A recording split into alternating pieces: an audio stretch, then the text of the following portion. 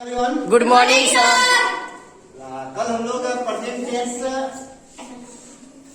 के बारे में चर्चा किए थे। टेंस क्या है, टेंस के कितने टाइप्स होते हैं, इसकी परिभाषा को हम लोगों ने कल लिख लिया था, पढ़ लिया था। आज हम लोग जो है प्रेजेंट टेंस के टाइप्स के बारे में जानेंगे। जिस प्रकार टेंस के 3 टाइप्स बताया गया था, प्रेजेंट टेंस, पास्ट टेंस और फ्यूचर टेंस, उसी प्रकार आज हम लोग प्रेजेंट टेंस के भेद के बारे में जानेंगे कि what is present tense and how many types of present tense. और प्रेजेंट टेंस के अंदर हम लोग पढ़ेंगे कैसे प्रेजेंट टेंस के सेंटेंस को अंग्रेजी में ट्रांसलेट किया जाएगा। ट्रांसलेट करने के दरमियान, ट्रांसलेशन बनाने के दरमियान क्या क्या चीजों की हमें जरूरत होगा, कौन सा हेल्पिंग वर्ब का प्रयोग होगा, वर्ब का कौन सा फॉर्म का यूज होगा, हम लोग इसी रूल्स और रिस्ट्रिक्शन के बारे में आज पढ़ेंगे और जानेंगे। तो सबसे पहले प्रेजेंट टेंस का परिभाषा तो ऑलरेडी लिखाया जा चुका था। अब हम लोग जानेंगे कि how many kinds of present tense. तो there are 4 kinds of present tense, यानी प्रेजेंट टेंस के 4 भेद होते हैं।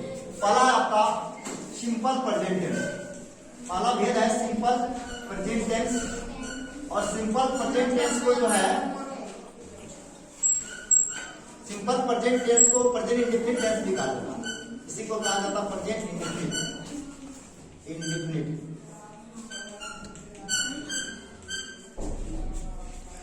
ठीक है, इसको प्रेजेंट इंडेफिनिट टेंस या सिंपल प्रेजेंट टेंस कहता है। और हिंदी में कहा जाता है सामान्य वर्तमान। सामान्य वर्तमान, जो भी काम होगा वर्तमान काल में वह समान रूप से होगा, समान रूप से होने या किए जाने का बोध होता है, समान वर्तमान काल। ठीक है, इसको हिंदी में कहा जाता है समान वर्तमान काल। दूसरा आपका present continuous tense.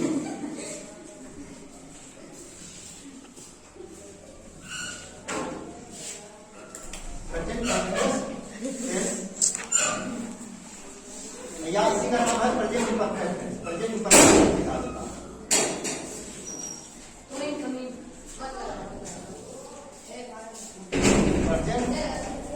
Imperfect tense, इसको हिंदी में बोला जाता है अपूर्ण वर्तमान काल। अपूर्ण वर्तमान काल यानी किसी भी काम या क्रिया के वर्तमान काल में अपूर्ण रूप से होने, यानी काम की कंटिन्यूटी रहता, काम लगातार होने या किए जाने का बोध होता। ठीक है, तीसरा इसका प्रेजेंट प्रोग्रेसिव टेंस भी कहा जाता है।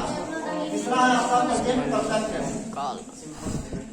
प्रेजेंट परफेक्ट और परफेक्ट है, अपने आप में वो परफेक्ट है, काम का जो है पूर्ण रूप से होने का बोध होता है। प्रेजेंट परफेक्ट टेंस यानी प्रेजेंट परफेक्ट टेंस का मतलब हो गया यह काम जो होता है वो पूर्ण हो जाता है। इसको कहते हैं हिंदी में पूर्ण वर्तमान काल। नाम भी इसका एक ही है और सब टेंस का अदर नेम भी है, लेकिन इसका नाम एक है प्रेजेंट परफेक्ट टेंस, यानी इसका पूर्ण वर्तमान काल, यानी किसी भी काम के वर्तमान काल में पूर्ण रूप से होने का बोध होता है। तो क्या होता है कि कुछ काम के पूर्ण होने और कुछ काम के जारी रहने का बोध होता है।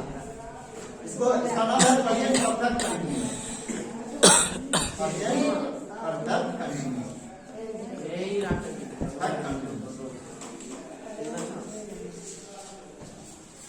प्रेजेंट परफेक्ट कंटिन्यूअस टेंस इसको कहते हैं पूर्ण अपूर्ण मिश्रित वर्तमान काल। पूर्ण अपूर्ण मिश्रित वर्तमान काल। मिश्रित मतलब और मिला हुआ, कुछ काम के पूर्ण होने और कुछ काम के अपूर्ण होने या चालू रहने का बोध होना। पूर्ण अपूर्ण मिश्रित वर्तमान काल। जैसे आप बोलते हैं कि मैं 10 वर्षों से यहाँ रह रहा हूँ, तो 10 वर्ष पहले आपने यहाँ रहना शुरू किया और अभी भी आप रह रहे हैं, आपने रहना छोड़ा नहीं है, रहने का काम अभी भी आपके द्वारा जारी है। मैं 5 वर्षों से यहाँ पढ़ रहा हूँ, 5 वर्ष पहले आप यहाँ आए, एडमिशन लिए और 5 वर्ष से लेकर के अभी तक आपके द्वारा पढ़ने का काम चालू है। इसलिए इस तरह का वाक्य जो आपका पूर्ण और अपूर्ण मिश्रित वर्तमान काल में आएगा। जब कहेगा मैं पढ़ रहा हूँ, यही पढ़ने का काम हो रहा है, ये नहीं कह रहा है कि कब से पढ़ रहे, इसका कोई डेडलाइन फिक्स नहीं है। ये कंटिन्यूअस टेंस का वाक्य हो गया, पढ़ रहा हूँ, खा रहा हूँ, जा रहा हूँ। अब सिंपल प्रेजेंट टेंस हो गया, मैं पढ़ता हूँ, खाता हूँ, सोता हूँ। नहीं, इस प्रकार जो है समान रूप से किसी काम के होने या किए जाने का बोध होता है, उसे समान वर्तमान काल कहते हैं। किसी भी काम या क्रिया के चालू रहने या जारी रहने का बोध होता है, कंटिन्यू वह चलते रहता है, जिसको कंटिन्यूअस टेंस कहेंगे। नाम है कंटिन्यूअस टेंस। अपूर्ण वर्तमान काल जो चालू रहता है, वह काम अभी जारी है, वह पूर्ण नहीं हुआ, इसलिए वह अपूर्ण है। तीसरा परफेक्ट टेंस, वो काम पूर्ण हो जाता, पढ़ चुका हूँ, खा चुका हूँ, जा चुका हूँ, आपके द्वारा पढ़ने का काम हो गया, जाने का काम हो गया, या मेरे द्वारा पढ़ाने का काम हो चुका, आई हैव टॉट यू, यानी मैंने आपको पढ़ा दिया है, यानी मैं आपको पढ़ा चुका हूँ, पढ़ाने का काम पूर्ण हो गया है, इसलिए वो वाक्य जो आपका परफेक्ट टेंस से चला जाएगा। इसके बाद अब प्रेजेंट परफेक्ट कंटिन्यूअस, यानी कुछ काम के पूर्ण होने और कुछ काम के चालू रहने का। जैसे बताए थे कि रविवार से, जैसे कोई व्यक्ति बोल रहा है मैं रविवार से बीमार हूँ, तो रविवार में भी वह उसका बुखार था, इससे पहले भी था और आज भी है, कहने मतलब उसका जो है क्रिया जो है रविवार से जारी है, ये परफेक्ट कंटिन्यूअस टेंस में हो जाएगा। अब हम लोग इसमें जानेंगे कि सिंपल प्रेजेंट टेंस के वाक्यों को इंग्लिश में ट्रांसलेट कैसे किया जाता है, how to translate different types of sentence on different types of structure of simple present tense. So in this tense we will also study how to say different types of helping verb and main verb according to the subject. इस tense में हम लोग जानेंगे कि विभिन्न subject के साथ कैसे विभिन्न प्रकार का हेल्पिंग वर्ब या वर्ब के फॉर्म का यूज किया जाएगा। आप अगर वर्ब के सही ढंग से इस्तेमाल करने के लिए अगर आप जान जाते हैं और वर्ब फॉर्म का सही यूज कर लेते हैं, हेल्पिंग वर्ब का सही यूज कर लेते हैं, तो समझिए कि टेंस पर आपका अच्छा पकड़ बन सकता है। अगर हेल्पिंग वर्ब के प्रयोग करने में आप कंफ्यूज कर रहे हैं या मेन वर्ब का फॉर्म का यूज करने में आप कंफ्यूज कर रहे हैं, तो आपको ट्रांसलेशन बनाने में दिक्कत हो सकती है। इसलिए जो भी वर्ब फॉर्म के बारे में बताया जाएगा और हेल्पिंग वर्ब के बारे में बताया जाएगा, तो ध्यान से आप लोग सुनेंगे। तो सबसे पहले हम लोग सिंपल प्रेजेंट टेंस के बारे में जानेंगे कि what is simple present tense, और वन बाय वन सब के बारे में पढ़ेंगे। सबसे पहले हम लोग सिंपल प्रेजेंट टेंस के बारे में पढ़ेंगे, फिर कंटीन्यूअस टेंस के बारे में पढ़ेंगे, फिर प्रेजेंट परफेक्ट टेंस के बारे में पढ़ेंगे, फिर प्रेजेंट परफेक्ट टेंस के बारे में पढ़ेंगे कि इस तरह के वाक्यों को अंग्रेजी में ट्रांसलेट कैसे किया जाएगा। तो सबसे पहला जो आपका सिंपल प्रेजेंट टेंस है, इसी का नाम है present tense, simple present tense. देखिए किसी भी कार्य का, ये याद रखना है कि किसी भी कार्य का, यानी इसे लिख सकते हैं इस काल में,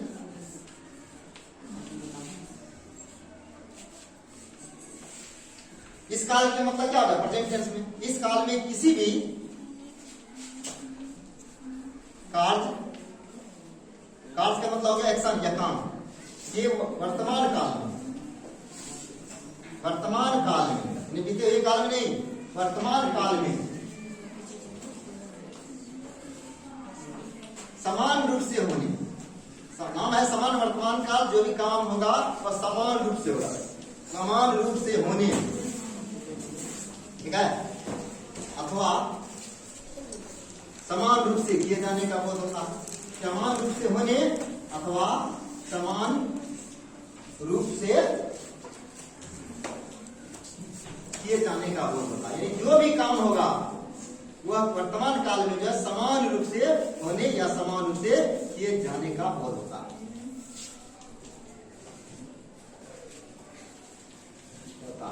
किसी भी क्रिया के वर्तमान काल में समान रूप से होने या समान रूप से किए जाने का बोध होता है, तो ऐसे वर्ब फॉर्म को जो वर्तमान काल के अनुसार वर्ब फॉर्म में जो परिवर्तन होता है, वैसे टेंस को हम लोग सिंपल प्रेजेंट टेंस या प्रेजेंट इंडेफिनिट टेंस कहते हैं, और हिंदी में इसे कहते हैं समान वर्तमान काल।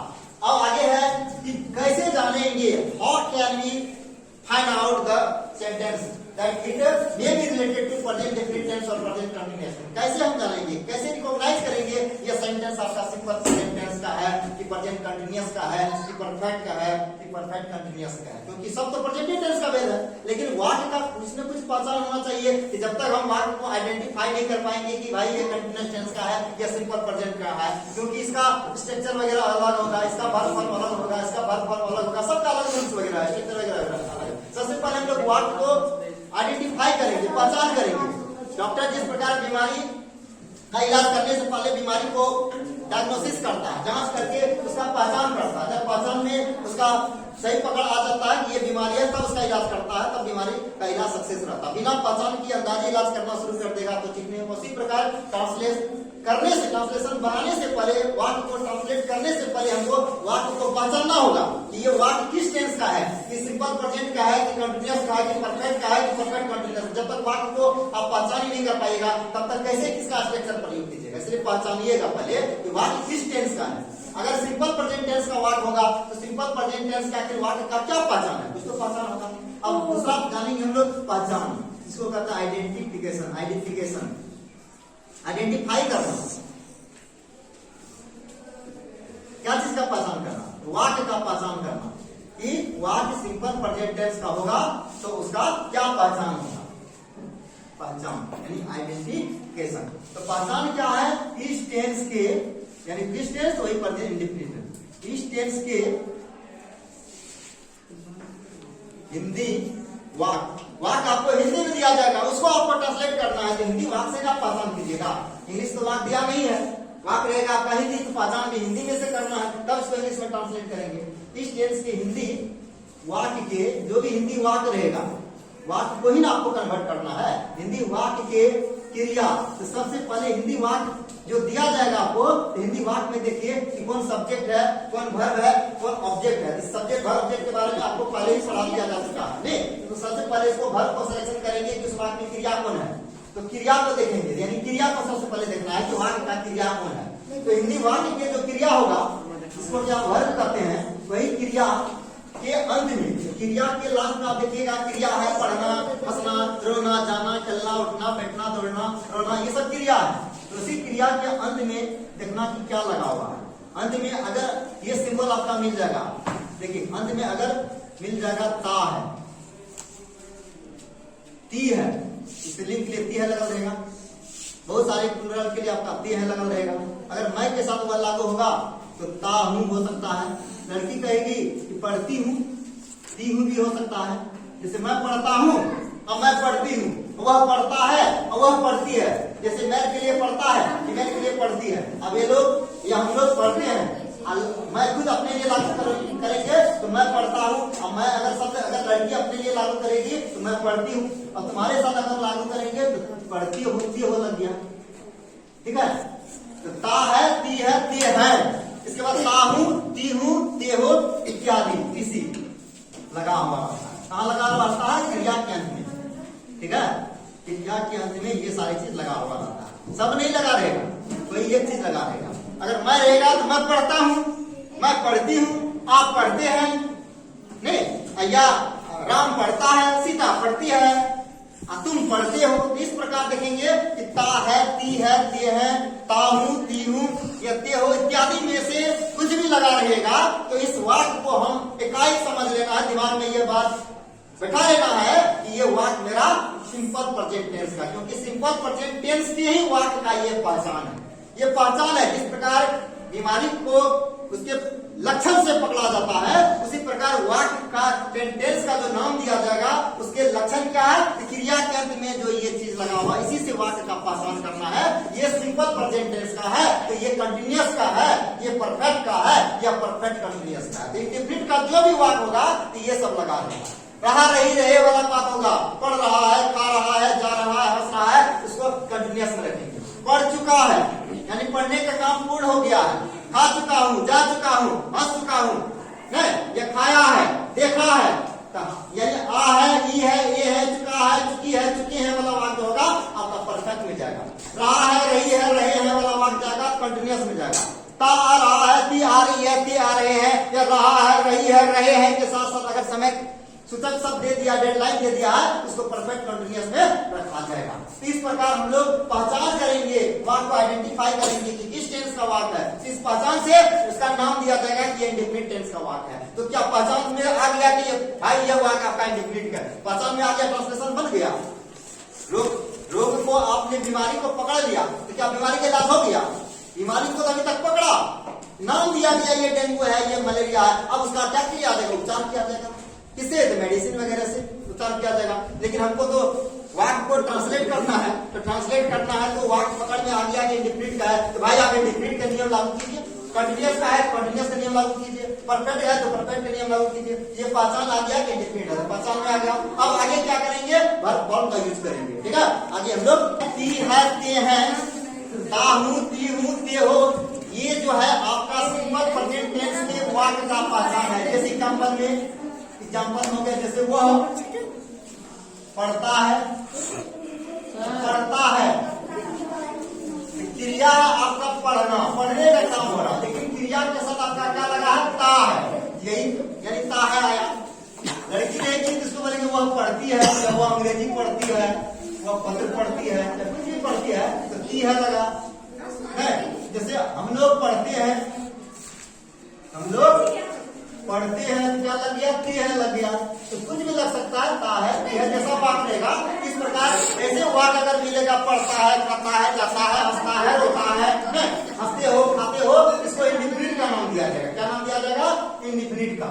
अब आगे जो हम लोग स्टेप थर्ड स्टेप में जानेंगे कि पहला स्टेप में इंडिफिनिट का परिभाषा जाना, दूसरा स्टेप में इसका पहचान जाना, और तीसरा स्टेप में हम लोग क्या करेंगे? Verb form. अब ये जानेंगे कि भाई इंडिफिनिट का नाम दिया गया, इंडिफिनिट का जो नाम दिया गया सब्जेक्ट के अनुसार वर्ब फॉर्म का यूज होगा। तो कौन सी वर्ब फॉर्म का यूज होगा? तो आपने पढ़ा होगा वर्ब का बहुत सारे फॉर्म होता है, V1, V2, V3, V4, V5। तो क्या सारे फॉर्म का यूज कर देंगे? इसमें नहीं, वर्ब का केवल 2 ही फॉर्म का यूज कीजिएगा, V1 का या V5 का। या तो वर्ब का पहला रूप, मूल रूप जो होता है वो होता है V1, और अंतिम रूप जो होता है पांचवा होता है। 5 रूप है, V1, V2, V3, V4, V5। देख, अगर पहला रूप में आपका अगर वो है, इसका V2 हो जाता है वैन, और V3 हो जाता है आपका क्या होता है? गॉन, और चौथा हो जाता है गोइंग। ING लगा देते हैं पहला फॉर्म में, जैसे पहला फॉर्म में ING लगा देते हैं तो चौथा फॉर्म हो जाता है। इसी में SES जुड़ जाता है तो पहला फॉर्म, क्योंकि वो भवेल है इसलिए ES। ये हो गया आपका पांचवा फॉर्म, ये हो गया आपका पहला फॉर्म। तो इंडिफिनिट में कोई भी वाक्य रहेगा इंडिफिनिट का, तो हमको ये फॉर्म का यूज करना है, या तो पहला फॉर्म का या तो पांचवा फॉर्म। हमको दूसरा से कोई लेना देना नहीं है, तीसरा से कोई लेना देना नहीं है, तो चौथा से कोई लेना देना नहीं है, या तो पहला से या तो लास्ट वाला जो आपका पांचवा फॉर्म है, यही फॉर्म का यूज हमको इंडिफिनिट के वाक्य में करना है। और सब फॉर्म से हमको कोई लेना देना नहीं, और सब टेंस में और सब फॉर्म का यूज होगा। तो अब जैसे मान लो तो वर्ब फॉर्म को हम जान गए V1 और V5 का, तो वर्ब फॉर्म में कहा हम लोग V1 लगाएंगे, कहाँ V5 लगाएंगे? तो ये भी आप V1 V5 किसके साथ लगाइएगा? सब्जेक्ट के अनुसार लगाइएगा, कर्ता के अनुसार लगाइएगा। याद रखिएगा, कर्ता सब्जेक्ट आपका first person, second person, third person से बिलोंग करेगा। अगर वो फर्स्ट पर्सन के बोथ नंबर से बिलोंग करेगा, सिंगुलर प्लूरल, आपको V1 लगाना है। ऐसे याद रखिए, I के साथ, V के साथ, U के साथ, A के साथ। I और V हो गया आपका फर्स्ट पर्सन, U हो गया आपका सेकंड पर्सन, और D हो गया थर्ड पर्सन। ये याद रखिएगा, I, V, U, A और plural noun. Plural noun, plural noun में क्या आएगा? वैसा नाउन जो कि बहुवचन हो, जैसे बॉयज प्लूरल नाउन हो गया, स्टूडेंट्स ये भी प्लूरल नाउन हो गया। इस प्रकार आप देखिएगा कि बॉयज, स्टूडेंट्स ये सारे सब्जेक्ट का रूप, ये सब सब्जेक्ट है, करता है नहीं, प्रोनाउन के रूप में वो करता है या नाउन के रूप में करता है। इसके साथ आप वर्ब का पहला रूप यानी गो ही लिखिएगा, ईट लिखिएगा, ईट नहीं लिख सकते हैं, ईट लिखिएगा, क्योंकि इन सारे सब्जेक्ट के साथ हम वर्ब का पहला रूप का प्रयोग करेंगे। फिर जो बच जाएगा, क्या बचेगा? ही बचेगा, यानी थर्ड पर्सन में बचेगा ही, सी, इट। और सिंगुलर नाउन जो है आपका इधर आ गया प्लूरल नाउन, इधर आ गया सिंगुलर नाउन, जैसे बॉयज लड़की या लड़कों, तो यहाँ आ जाएगा बॉय, एक को लड़का के बात हो रहा है तो सिंगुलर हो गया। स्टूडेंट्स मतलब बहुत सारे विद्यार्थी लोग, नहीं या इसको हमें गर्ल, यहाँ गर्ल लिख देंगे, यहाँ गर्ल्स आ गया, यहाँ गर्ल आ गया, या काउ गाय आ गया, इसमें काउज है तो प्लूरल नाउन होगा काउ। जैसे गाय चरती है, काउज ग्रेज, ग्रेज लिखेंगे, ग्रेजियस नहीं, एक को क्या रहेगा? द काउ, तब ग्रेजियस ES लग जाएगा, GRAJD ऐसा लग जाएगा ग्रेजियस। तो यहाँ क्या लगाएंगे हम लोग? V5 लगाएंगे। V5 का मतलब अगर ईट है तो ईट से लिख देंगे, रीड है S लग जाएगा, रीड्स। तो जहां वोवेल रहेगा ओ तो वहां ES लग जाएगा, नहीं तो खाली S लगेगा। इस प्रकार इन सारे सब्जेक्ट के साथ हम वर्ब का पांचवा रूप और इन सारे सब्जेक्ट के साथ वर्ब का पहला रूप का हम इस्तेमाल करेंगे। ट्रांसलेशन बनाने के दरमियान केवल V1 V5 का तो आप यूज कर लीजिएगा, लेकिन आपको यह भी ध्यान रखना पड़ेगा कि वाक्य का जो सेंटेंस, वाक्य जो दिया गया है डिफरेंट टेंस का, वो किस टाइप का सेंटेंस है। इससे पहले भी हमने आप लोगों को टाइप्स ऑफ सेंटेंस में पढ़ाया था, इसका भी वीडियो बना हुआ है कि टाइप्स ऑफ सेंटेंस में असर्टिव सेंटेंस के बारे में बताया गया था।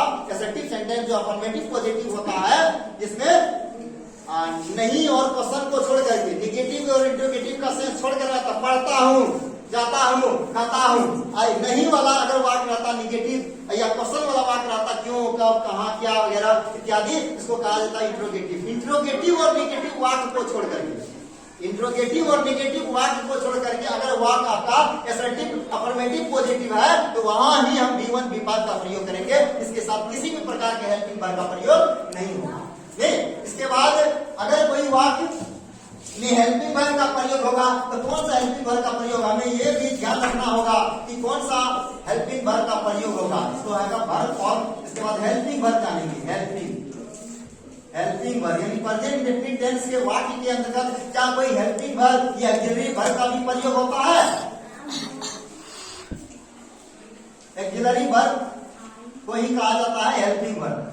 ये सब आपका मेन वर्ब है V1 V5। जैसे क्या है, वो लिखे, इट लिखे या डांस लिखे या जो भी लिखे, ये मेन वर्ब है। तो मेन वर्ब का फॉर्म बदलता है 1 2 3 4 5, जिसमें कि हमने पहला और पांचवा रूप का प्रयोग किया। तो क्या हेल्पिंग वर्ब का भी प्रयोग होता है, ईएमआर वगैरह का भी प्रयोग होता है? तो हेल्पिंग वर्ब का प्रयोग होता है, लेकिन ईएमआर का प्रयोग नहीं होगा। तो ये होगा मॉडल वाला में जो डू और डज होता है, यही हेल्पिंग वर्ब का प्रयोग होता है।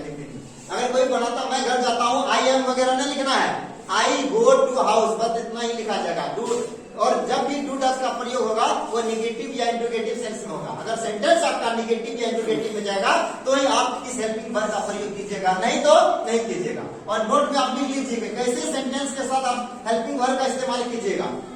तो डू डज का प्रयोग याद रखिए, डू डज का प्रयोग, do and does is used with only negative and interrogative type sentence.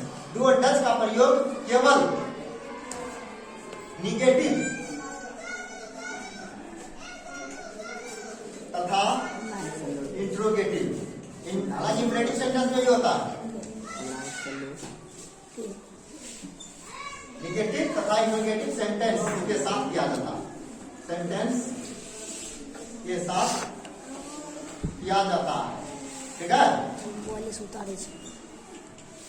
केवल नेगेटिव और इंट्रोगेटिव, इसका मतलब हो गया अफर्मेटिव पॉजिटिव के साथ नहीं प्रयोग करना है। मैं पढ़ता हूँ, आप पढ़ते हैं, वह जाता है, मैं सोता हूँ, तुम हंसते हो, इसमें हमको डू डज से कोई लेना देना नहीं, कोई हेल्पिंग वर्ब का प्रयोग नहीं होगा। इसी में रहेगा मैं नहीं पढ़ता हूँ, क्या मैं पढ़ता हूँ, मैं कब पढ़ता हूँ, मैं कैसे पढ़ता हूँ, मैं क्या खाता हूँ, तब आप डू डज का इस्तेमाल कीजिएगा, नहीं तो आप नहीं कीजिएगा। हेल्पिंग वर्ब जब भी प्रयोग होगा इंडिपेंडेंट में, वो वाक्य आपका निगेटिव और इंट्रोगेटिव होने पर। ये निगेटिव क्या होता, जैसे लिख दिया वह नहीं पढ़ता, तो नहीं शब्द आया, ये नहीं शब्द किसका बोल निगेट कर रहा है, यानी निगेटिव हो गया, तब आप जो है डू डज का इस्तेमाल कीजिएगा। या इंट्रोगेटिव में, इंट्रोगेटिव का मतलब हो गया जैसे वह कब पढ़ता है, पसंद किया, वह कब पढ़ता है, कब मतलब कौन सा समय में पढ़ता, क्यों पढ़ता है, पढ़ने के पीछे क्या कारण है, कहाँ पढ़ता है, कौन सी जगह में पढ़ता है, तो क्रिया का कौन सा स्थान है, प्लेस है, तो वहां भी आप जो है हेल्पिंग वर्ब का प्रयोग हुआ, कब पढ़ता है, इसमें टाइम बता रहा है, तो यानी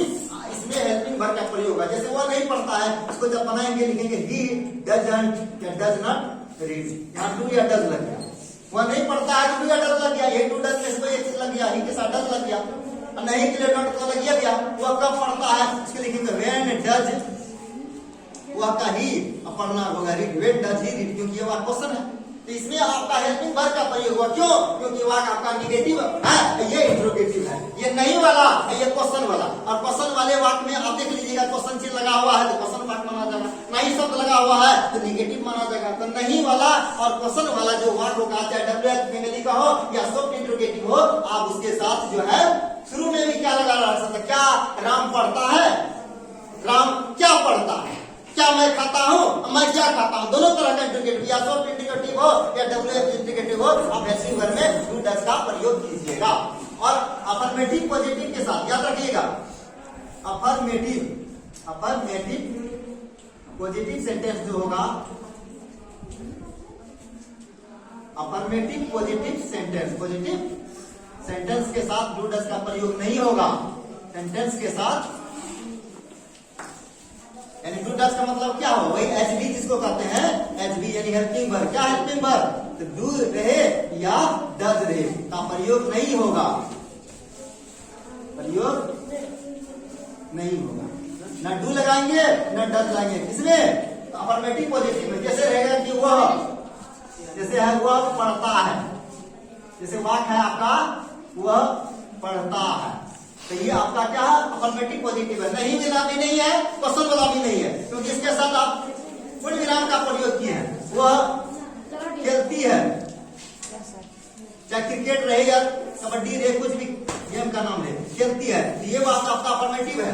इसमें टू डज का प्रयोग नहीं होगा। पढ़ता है डायरेक्ट लिख देंगे ही, अब पढ़ना का आप लिख दीजिएगा रीड, और रीड के साथ भर का पांचवा रूप, रीड के साथ भर का पांचवा रूप गया तो रीड्स हो गया।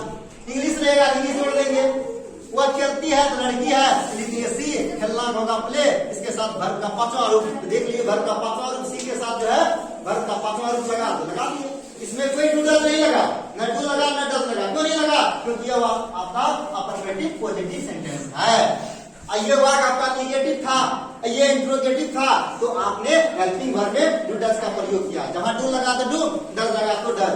अब जो है इसमें जो है कोई डू डज का प्रयोग नहीं हुआ। और याद रखिएगा डू और डज, यहाँ आप ये मतलब कंफ्यूज नहीं कीजिएगा कि कहाँ डू लगाइएगा कहाँ डज लगाइएगा। पहले डू डज का प्रयोग करने से पहले टाइप ऑफ सेंटेंस को जानना होगा कि सेंटेंस आपका अफर्मेटिव पॉजिटिव है या नेगेटिव है या इंट्रोगेटिव है। तो टाइप्स ऑफ सेंटेंस को ध्यान में रख करके डू डज का प्रयोग करना है। ये डू डज लगने वाला सेंटेंस है या नहीं है, ठीक है।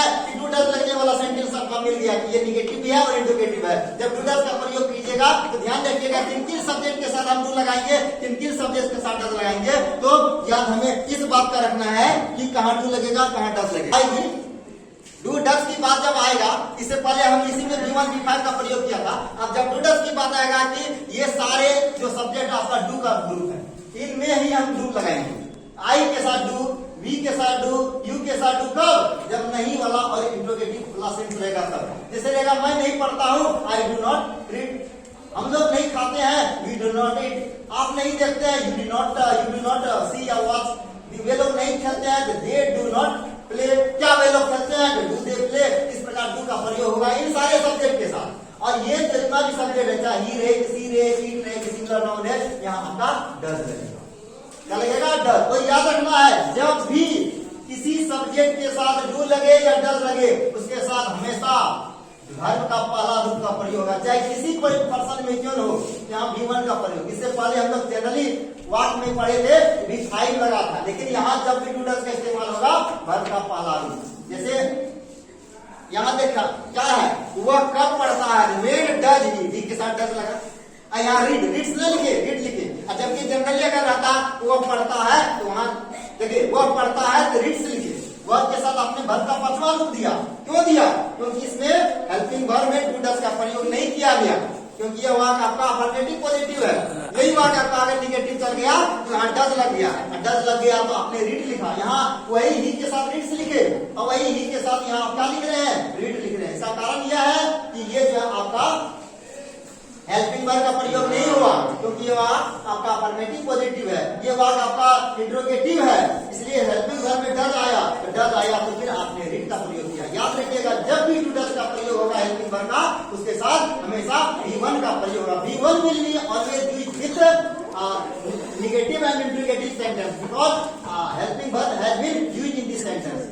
हेल्पिंग वर्ब इस सेंटेंस के साथ यूज हुआ। जब भी हेल्पिंग वर्ब में डू या डज वगैरह या पास्ट टेंस में भी जाएगी डेफिनेटली वहां डीड लगेगा, वहां भी V1 का प्रयोग होगा। तो जब भी डू डज का प्रयोग होगा उसके साथ वर्ब का पहला रूप का प्रयोग होगा। ये चीज आपको ध्यान में रखना है। अब जब हम लोग ट्रांसलेशन बनाने के लिए जाएंगे तो वहां के जो मिलेगा आपका अफर्मेटिव पॉजिटिव मिलेगा, फिर निगेटिव मिलेगा, फिर पॉजिटिव शब्द मिलेगा, फिर निगेटिव शब्द मिलेगा, WS पॉजिटिव मिलेगा, WS निगेटिव आएगा। किसी भी प्रकार का वाक आएगा उसको ट्रांसलेट हम लोग कैसे करेंगे। जैसे अगर राम पढ़ता है, राम नहीं पढ़ता है, क्या राम पढ़ता है, क्या राम नहीं पढ़ता, राम क्यों पढ़ता है, राम क्यों नहीं पढ़ता, राम कब पढ़ता है, कब नहीं पढ़ता, राम कैसे पढ़ता है, कैसे नहीं पढ़ता। इस तरह का वाक्य आपको दिया जाएगा, आप इसे ट्रांसलेट कैसे कीजिएगा। तो ट्रांसलेशन बनाने से पहले आपको देखना होगा ये वाक्य डिफिनिट का है कि नहीं। पहचान मिल जाता है कि डिफिनिट नाम दिया गया। आप उसमें सेंटेंस के टाइप को देखेंगे कि अफर्मेटिव पॉजिटिव है कि निगेटिव है कि इंट्रोगेटिव है, क्योंकि निगेटिव का रूल्स अलग होगा,